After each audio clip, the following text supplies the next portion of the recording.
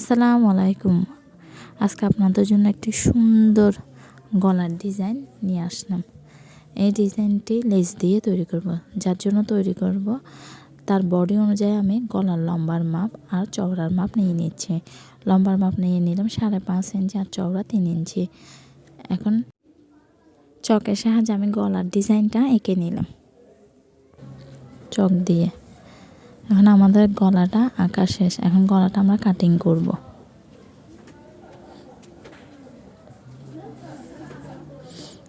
আমি গলার যে দাগগুলো দিলাম ওই দাগ বরাবর আমি কাটিং করে নিচ্ছি। কাঁচি দিয়ে আমি দাগ বরাবর কাটিং করে নিচ্ছি। এখন আমার কাটিং শেষ গলাটা। এখন আমি একটা পেস্টিং নেব। আর পেস্টিংটা লম্বা হচ্ছে 15 ইঞ্চি, চওড়া নিলাম আমি 4.5 ইঞ্চি।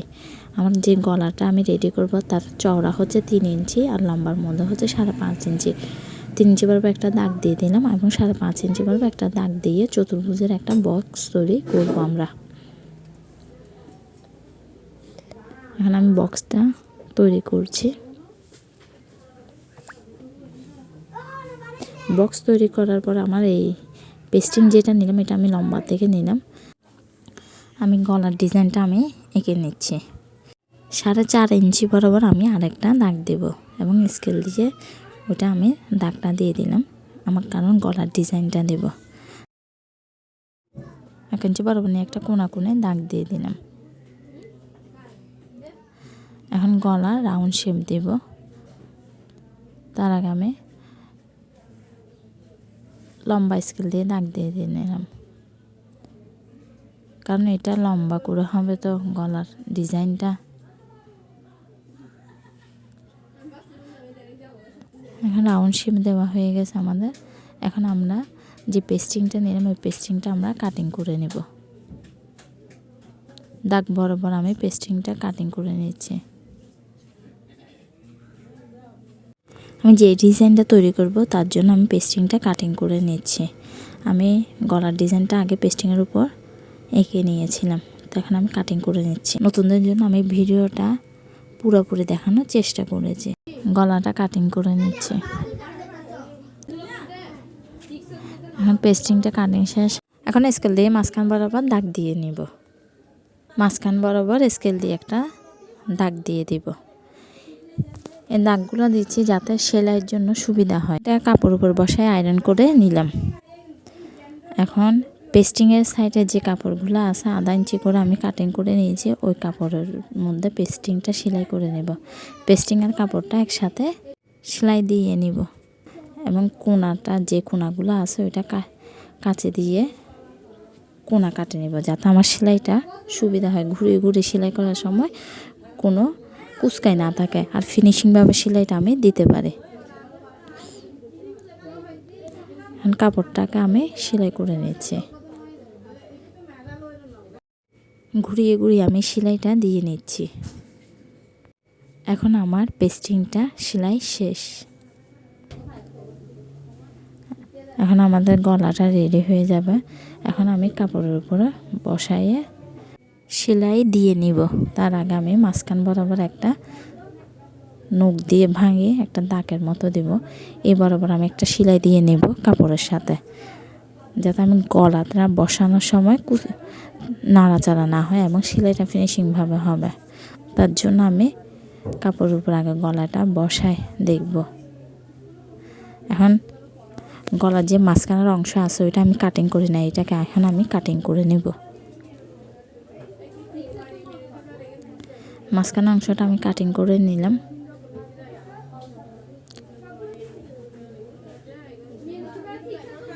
কাটিং আমার শেষ। এখন এই গলাটা আমার কামিজের কাপড়ের উপর বসাইয়ে মাঝখান বরাবর আমি একটা সেলাই দিয়ে নিব। এই মাঝখানে সেলাইটা দিচ্ছি যাতে আমি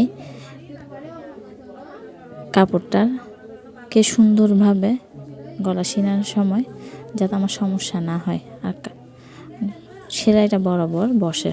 তার জন্য আমি মাঝখান বরাবর সেলাই দেওয়ার পর এখন গলাটা চারপাশে সেলাই দিয়ে নিচ্ছি। এভাবে আপনারা সেলাই করে নিলে আপনার গলাগুলো ফিনিশিংভাবে বসবে এবং নড়াচড়া হবে না। ডিজাইনটা আপনার দেখতেও সুন্দর লাগবে, ফিনিশিংভাবে হবে। এখন আমার কামিজের কাপড়ের সাথে আমার যে গলা রেডি করছি, ওই গলাটা আমাদের সেলাই শেষ। মাঝখানে যে অংশগুলো আছে ওগুলোকে আমরা আগে থেকে কাছে দিয়ে কাটে নেব।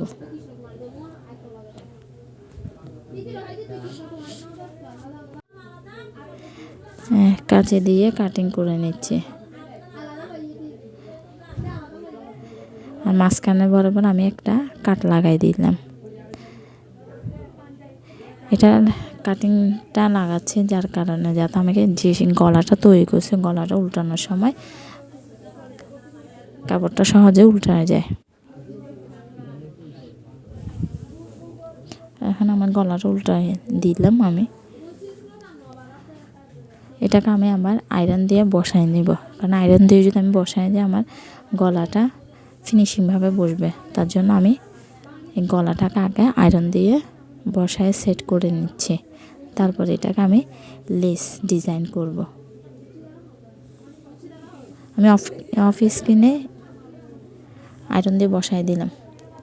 এখন আমি কি করব, যে গলাটা আমরা রেডি করলাম ওইটাকে আগে আমি কাপড়ের সাথে সেলাই করে দেব, যাতে আমরা লেসটা যখন বসাবো তখন কাপড়টা যাতে উঠে না থাকে। তার জন্য আমি আগে চাপ সেলাই দিয়ে দিব আমার গলাটা।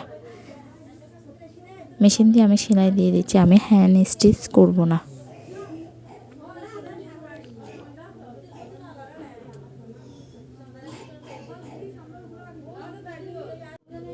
ভিডিওটা একটু লম্বা হয়ে গেছে, তার জন্য দুঃখিত।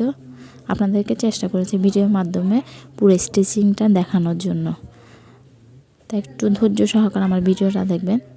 আমি মেশিন দিয়ে আস্তে আস্তে সেলাই করে নিচ্ছি। এভাবে চেষ্টা করবেন আপনারা সেলাই করার জন্য, কাপড়টাকে একটু মেলে মেলে,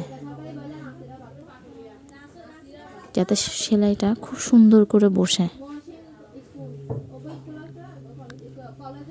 এখন আমার গলাটা রেডি। এখন আমি লেস দিয়ে যে ডিজাইনটা তৈরি করব তার জন্য লেসটা আগে বসালাম, তার উপরে কামিজের কাপড়টা রাখে ঘুরাই ঘুরাই আমি সেলাই দিচ্ছি। আপনারা চেষ্টা করবেন লেসটা যখন এভাবে সেলাই করবেন তার আগে লেসের মাঝখানে একটু একটু করে কাট লাগানো দেওয়ার জন্য। আমি এটা স্কিপ করে দিয়েছি কারণ ভিডিওটা বেশি লম্বা হয়ে যাচ্ছে, যার কারণে আমি কিছু অংশ স্কিপ করে দিয়েছি। এভাবে আপনার সেলাইটা দিয়ে নেবেন। আমি লেসটা সেলাইয়ের পর আমি অর্ধেক অংশ কেটে নিয়েছি। এখন আরেক পাশে লেসটা লাগাবো।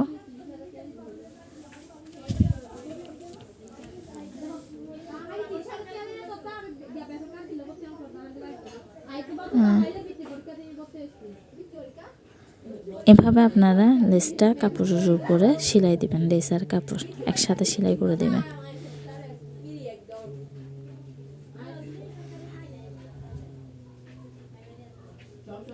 এই ডিজাইনটা আমি দেখাচ্ছি নতুনদের জন্য, নতুন পুরাতন সবাই এই ডিজাইনটা দেখে শিখতে পারবেন।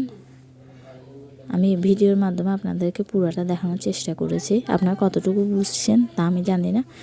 তো আমার ভিডিওটা যদি আপনারা ভালো করে মনোযোগ সহকারে দেখলে আপনারা গলার ডিজাইনটা আপনারা দেখলে পুরোপুরি শিখতে পারবেন।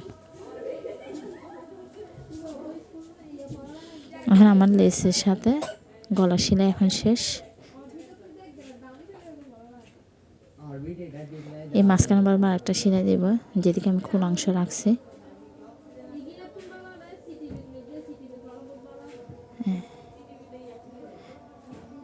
এখন আমার গলার ডিজাইনটা শেষ, চাপ সেলাই দিয়ে নিলাম। তো আপনাদের কেমন লাগলো ভিডিওটা আপনারা একটা কমেন্ট আর লাইক করবেন, আর আমার চ্যানেলটাকে সাবস্ক্রাইব করে দিবেন। আরও নতুন নতুন ভিডিও পেতে আমার সাথে থাকবেন।